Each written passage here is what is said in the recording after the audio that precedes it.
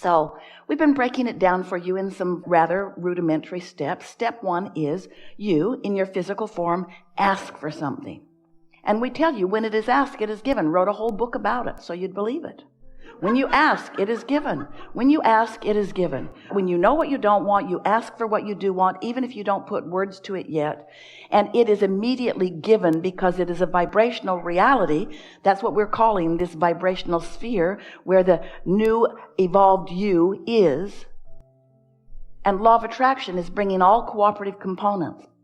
But the tricky thing is, tricky seeming to you, it's perfectly logical to us, because we understand that vibration precedes all things that are manifested.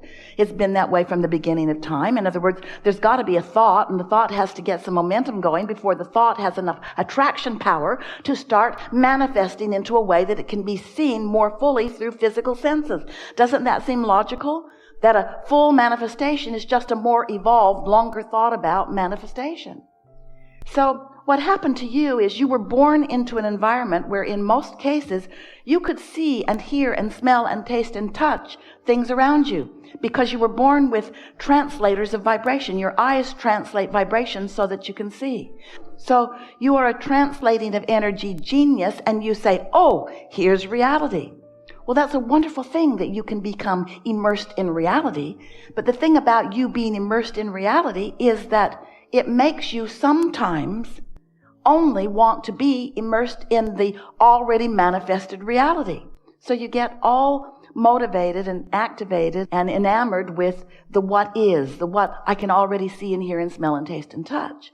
And the problem with that is, if you're only offering your vibration about what you're observing, then you can only create more of what you are already observing. If you want something different than what is, you've got to offer a vibration that's different than what is. And that takes some discipline, because what is attractive to you because you can see it. Your airways are full of conversations about what is. Even though your environment wants so much that is so different from what is, you keep beating the drum of what is, and so you keep recreating what is. It's like a regurgitation process that's happening in immense proportion right now around you. You can't get something different if you're just talking about what is. So, step 1 is, life causes you to ask for something new. And step 2 is, in this vibrational reality where you have shot your rocket, your inner being has become immediately a full vibrational responder and now emitter of a signal of that new request. Whether it's a relationship that's improved, or whether it's a relationship that is new altogether, or whether it's an enterprise or a material object or a pile of money, it doesn't matter what it is that you are asking for. Clarity rather than confusion, happiness rather than unhappiness, it doesn't matter. Once you've launched the rocket, your inner being is there. And we want you to know that there where your inner being is really current time. It's current tense. And what's manifested in your experience is old news, because it took some time for everything that you are living to turn from thoughts to things. So by the time you're looking at it, it's old news. It's like watching a replay of a ball game. Esther likes the San Antonio Spurs, but she wants to see them live. She wants to see them in real time. She doesn't want to watch them after the fact, even if she doesn't know who has won the game. It's not the same to her. She wants to see it while it's happening. And so your inner being is the real time. And you, while you can't see it real time. And that's what bothers you. That's why you look at the old news, because you can at least see it. You can sense it. You can sense it. You can feel it. You have emotions that let you feel it. You can feel secure even if you don't have enough money right now in your bank.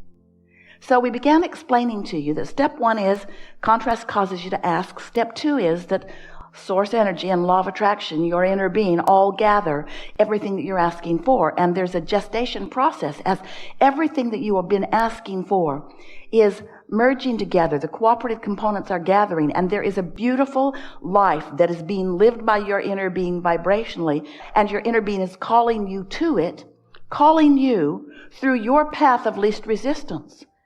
Now, your path of least resistance is just your path that you've put resistance on your own trail.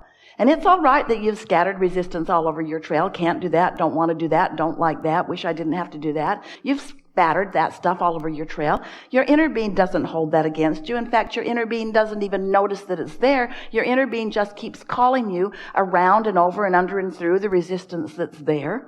And depending on how much resistance is there, that determines how fun it is as you get called along your path. If you have no resistance, magic is happening everywhere around you. It's like you barely speak that you want something and the universe says, here it is, and you say, thank you very much, now I'd like that. That really is the way it can be for you. But if you've been down on yourself or down on somebody else or not believing in your ability to create or believing that you're not worthy of creation or focused upon the lack of things, if you've been, like most people are, focusing upon the manifestations of the world rather than upon the vibrational reality that is in the process of becoming, then you probably have plenty of resistance that your inner being is calling you through, which means you are probably having sort of a bumpy ride along your way to everything you want. Some of you won't get there till you croak because you have thoughts that you keep thinking. That's what beliefs are. A belief is just a thought that you continue to think. So as you have thoughts of doubt, and you keep putting those doubt engines on the opposite end of your train, and then life keeps causing you to want something more, and so you put another engine on the other end of your train. As you move through life, you've got competing engines of bigger and bigger and bigger proportion, and then you feel tense because you're asking and not letting yourself go, and asking and not letting yourself go. And here's the thing that is most interesting to us, and the thing that we most want you to hear from us. Your inner being will never stop calling you this way. Now, if your inner being would stop calling you this way, you'd feel better since you got opposing engines going the other way, because then at least there wouldn't be tension. You'd just go in the opposing direction of what you really mean, but it wouldn't be tense. But your inner being will never stop calling you. Your inner being will never stop keeping its promise to you, that since your leading edge physical human experience has caused you, and in fact the entire universe, to expand, your inner being will never stop calling you forward into that expansion. And so that brings us to step 3. Step 1 is you ask. Step 2 is source answers and continues to call you and answer you. Step 3 is you got to find some way to stop putting engines on the other end of that train. You got to find some way to get into the receiving mode or the allowing mode so that you allow yourself to be the receiver of what you're asking for. So we know we're talking about vibration. That's just annoying in the beginning, isn't it? And we're talking about asking you to have faith in things you can't see, things that you can feel that you can't see. But when you do, when you begin to accept that law of attraction is real and that your guidance system is real also, when you accept that and you start really taking note of how you feel and you make some attempt at thinking more and more thoughts that feel better and better to you, so you are offering less and less resistance, then you begin to get movement. And when you begin to get movement so that those thoughts that you have set into motion are allowed by you to turn into things, to turn into ideas, into rendezvous, into experiences, and into manifestations, when you witness your thoughts, your deliberate thoughts turning to things, then you get it. Then you accept not only the laws of the universe as they are, in their pure and equal opportunity state, but you also begin to trust in your own ability to create your own reality. And that's when something wonderful starts happening to you. You begin to feel your blessed worthiness. You begin to expect good things to come to you. It's nice, and we know you often appreciate witnessing good things coming to others. There's nothing more thrilling than to love someone and watch them thrive. But sometimes when someone else is thriving and you are not, then you make up things that are not true about why. You try to explain that they're thriving because they have better advantages. They're thriving because they were born into it, or they were thriving because they had this education or this advantage, or. And every time you do that, you're really talking about your disadvantage. And when you keep active in your vibration, your own disadvantage, when you are rationalizing or justifying or defending yourself, you're stacking up those engines of resistance, and you are limiting your own ability to move. But here's the thing. You've already asked, and it's already been given, and you're already being called. And so every time you do that, the tension is greater within you, which causes you to feel greater anger or greater depression or greater feeling that you are being left out in some way. And we want you to know you are never being left out. As you look across the board in the world in which you live, on subject after subject as it relates to you or maybe to others, you might notice that things are not even. Different people are living different experiences, and certainly it isn't even, but it is always fair, because it is always law of attraction responding to the vibrational output of whatever's going on.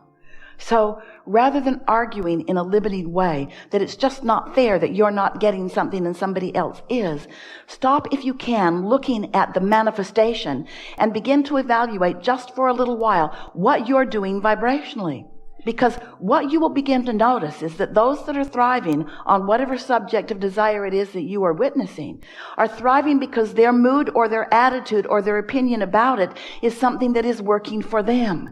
You cannot work against yourself, even by noticing what is, if what is isn't what you want to be, without limiting yourself. And that slowdown doesn't feel good to you. Doesn't feel good to you because of the energy drain of contradicted energy. It doesn't feel good because of the lack of clarity that you are providing for yourself, the clarity that you are not allowing yourself to experience.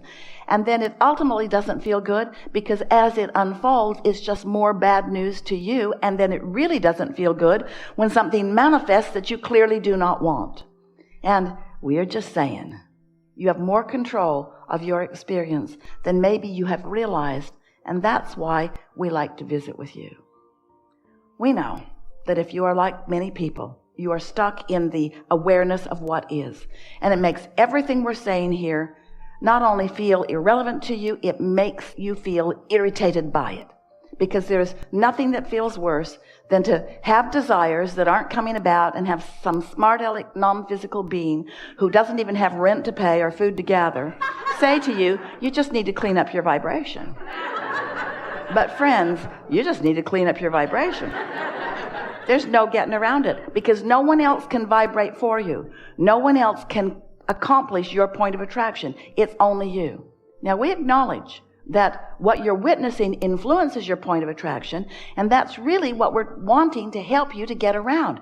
You've got to stop being such a witness of something you don't want, because you can't let in what you do want as long as you are such a witness to what you don't want. It's just that way. We know that when you were born into this wonderful body, that you never attended a class early on in your experience where they taught you about the law of gravity. No one said, oh, my child hasn't been to gravity class yet, and he's just floating around everywhere. It's like he doesn't understand that he's supposed to be on the ground. Nobody was worried about that because everybody thought that it was pretty clear that if you jump off of something, you're going to go down, not up. And so we want to acknowledge that law of attraction is as easy to understand as that. Especially once someone has defined it to you in the way that we have. You really don't need a class about law of attraction. You just need observation. I thought this, I felt this way, and this happened. I thought this, I felt this way, and this happened. Law of attraction is not going to be squirrely. It's not going to be partisan. Law of attraction is not going to be unobjective or partial. Law of attraction is going to respond to you the way you get what you think about, whether you want it or not. That's it. So whatever you've got, you thought about. How about that? Now sometimes you don't want to hear that because you say, wait a minute, I did not think about this thing that I got. Esther said to us in those early days, Abraham, but it's true. It's true. You want me to not think about this thing that is true? And we said, she didn't like this either. We said, what's truth got to do with it? She was shocked. Abraham, you pretend that you're non-physical goodness. What do you mean? It's irrelevant if it's true. And we said, law of attraction will make anything that you focus upon true.